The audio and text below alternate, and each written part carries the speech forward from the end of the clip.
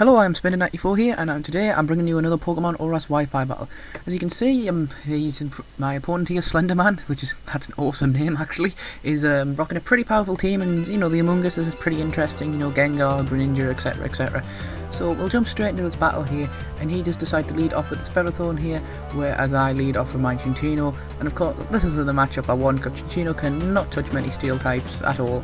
So I just withdraw, I don't bother with the U-turn because I'm going to get hit by those iron barbs and I want to be as full health as possible. So he knew of course I'm going to switch out here because I'm not going to be able to touch him, and does decide to set up Stealth Rocks. So he does switch out here and he switches it into his Among Us, and I believe I just go for the Will-O-Wisp here, sorry. And of course I miss, which is just typical for Weezing, because Weezing is not hitting these Will-O-Wisps recently. At least when it matters it's hitting, I can't complain too much.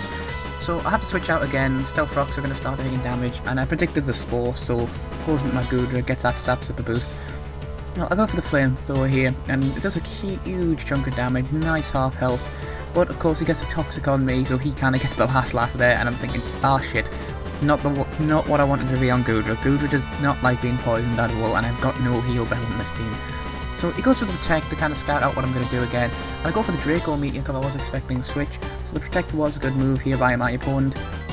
So I'm starting to rack up the toxic damage here, and he just decided to withdraw, and I decide just to go to the Slave Flamethrower since I revealed the Draco Meteor. But he does predict the Flamethrower, and he goes into Shiny Ember, which looks absolutely awesome. I like the purple fire on it, and the purple and the blue. It looks really good shiny, really good shiny. I mean, people say they didn't start getting good shinies till 6th gen, but I don't know, that right there shows me at least 5th gen had one good shiny. So I predict obviously the physical moves, so I go into my defensive wall. Luckily for me it's Earthquake, and I just managed to avoid that. So the Stealth Rock damage doesn't really matter after I heal up the Black Sludge. So of course he's going to switch out into his Among Us again, which isn't probably the best one because I go for the Clear Smog here because Wisp wasn't going to be able to do anything to this thing.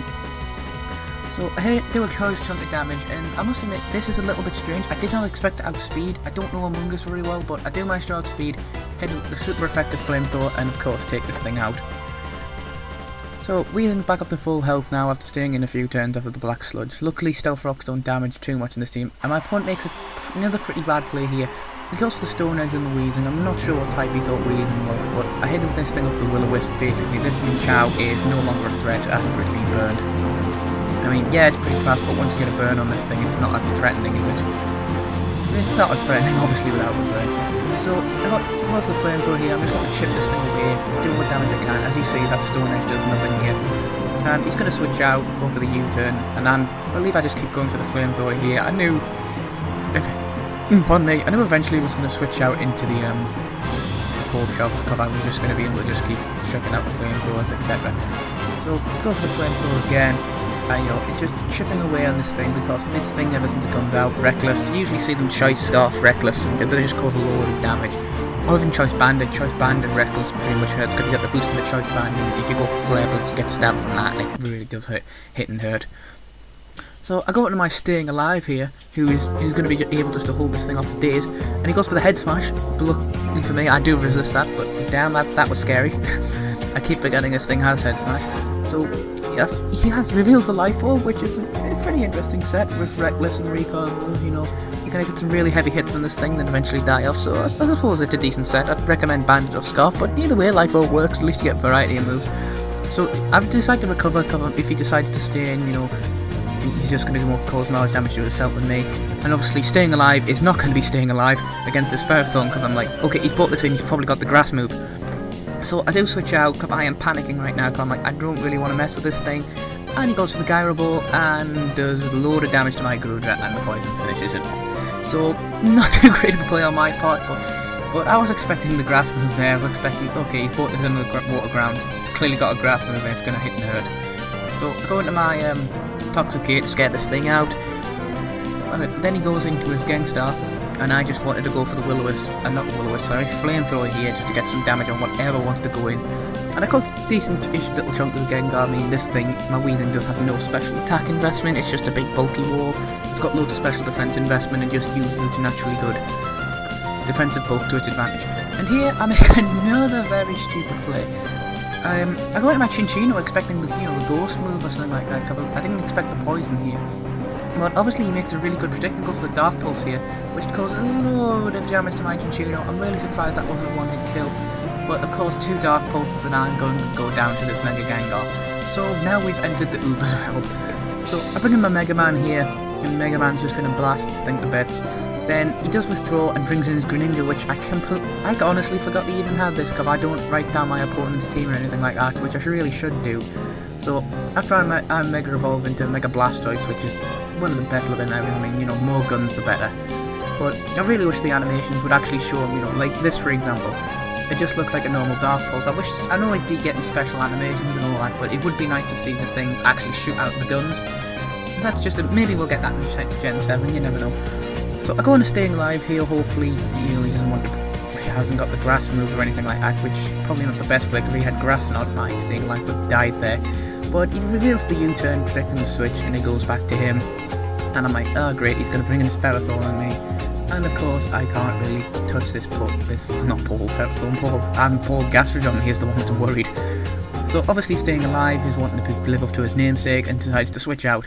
And I go into like Toxic here because he can't really hurt me and I can definitely hurt it. But of course he sets up the safe Leech Seed on me, so whatever comes in is going to end up recovering its health.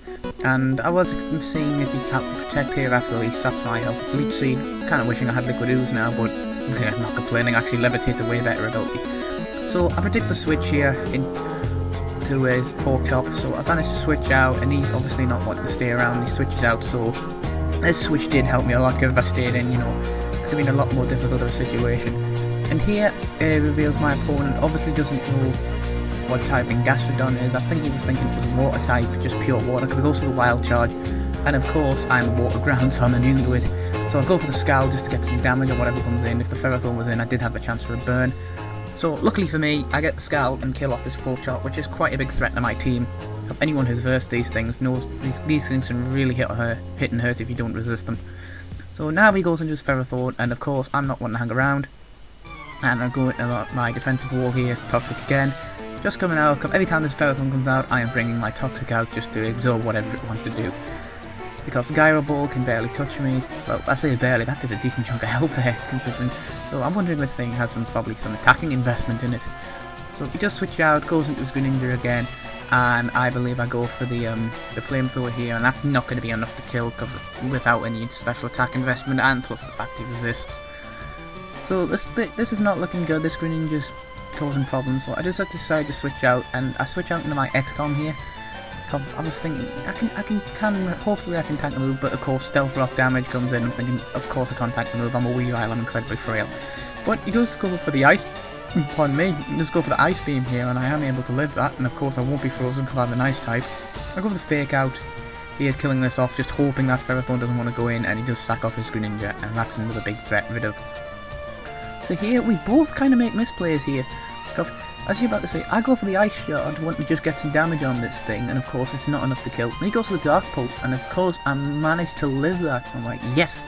Then he withdraws here, and I should have just gone for the knockoff, because he would have switched, but I didn't. I just wanted to finish this thing off. I go for the Ice Shard, and of course that does very little to this Stellathorn, who takes it like a champ, and I just switch out here, because I want, even though I'm going to die to Stealth Rock damage, I can easily use him as Death Fodder later. So going to my Mega Man thinking he probably hasn't got the grass move now, and he goes for the Gyro Ball, which of course does nothing to me, because being a water type I resist that. So I go for the Dark Pulse, accepting the switch back into the Gengar here, but now it reveals the power whip, and look at that animation, that's just, oh, painful. So yeah, my Mega Man gets obliterated there by that power whip, which I did not expect, because I thought if he had the grass move he would have revealed it by now, so good play to my opponent for not revealing that grass move till then. That totally caught me off guard. So he goes into the Minchino here, not Minchino, Minsao, sorry, let's get the right Pokemon here, you know, different type, fighting on normal. So I go for the Flamethrower here, there's a good chunk of damage here, and I just switch out, and that was a stupid play, because I realised as soon as I bought it, I thought, well, the U-turn is a bit obvious here. So I go to Staying Alive, and of course he does return for the U-turn. Hits, and it'll switch back into his Ferrothorn, which is oh no, he's got his Gangstar left, sorry. Gangstar. I do like that name, that's a pretty good name for a Gengar, I actually really like that. So, after a bit of recover from my leftovers, I'm thinking, you know what, here's a surprise for you. Hit me up with a Shadow Ball, that does a good chunk of damage, but surprise, Mirror Coat, boom. Nobody expects this. I mean, I could have finished it off with a Scal, but it's always nice to get the kill with Mirror Coat. I mean, ever since I versed this set, I really wanted to use it, and as I say, the person who versed me in that video, which is my highest viewed video, gave me this Ferrothorn, and it kicks ass. It absolutely kicks ass. So I go for the Scal here. I'm really hoping for the burn. I'm thinking, okay, it's staying alive. You're not going to be staying alive for long, because I'm now volunteering you as death fodder. So I go for the what you call it there, Scal, try and get the burn. I go for the Scal again. I'm just thinking, come on, just power with me and get it over with. But they're not very effective damage, but I finally get the burn, which does make a difference, because it wasn't for this. At least now this burn is slowly whipping this thing down. And it does set up a Leech Seed here, so we're both playing the stall game at the moment. So basically, go for the leftovers is Leech Seed starts setting me away. I'm thinking, well, I certainly don't want to stay in now, because the Leech Seed's going to recover as much as I'm burning away. So it's like, okay, I'm obviously going to switch here. You can power whip whatever comes in, you can power whip my Weezing, whatever, I'm going to deliver it. Actually, no, sorry, I did. I used my XCOM as death fodder. Sorry, sorry about that. As I say, this match I had a while ago, so I can't remember all the details of it. So they managed to switch out. XCOM comes in as poor death fodder. I feel horrible for using my Pokemon just as death fodder. So he does decide to withdraw, and I go straight to the flamethrower here. Because it's just basically now all I've got to do to win is just stick in and flamethrower everything that comes in. Because I do outspeed this Ferrothorn. And his main child can't hurt me because it's burned. I mean, yes, it can go for the U-turn and do its regenerating shenanigans. I mean, oh, I could have died there. It lives with a smidgen of health in it, but U-turn isn't going to do a thing as I resist that and you're burned. I mean, that was a critical hit as well, and that caused, what, 10 damage? I mean, Weezing is just natural bulk. I mean, I'm surprised this thing's NU. More people need to use Weezing. Weezing's an awesome Pokemon. So go for the flamethrower again, finish off the Ferrothorn, and that pretty much wins me the game there. So thanks for the game, Slenderman, which is not something you really want to be saying to the actual Slenderman if he's out there, you never know. Creepypastas and all that, ooh. So basically goes to the high jump kick here, and I just, as I say, I've already won this, just flamethrower away. So thank you for tuning in all the way to the end of the video. I hope you like, I hope you subscribe. If you want to battle me, don't leave messages on my discussion pages, nothing pops up to tell me. Just leave a message on the video, etc.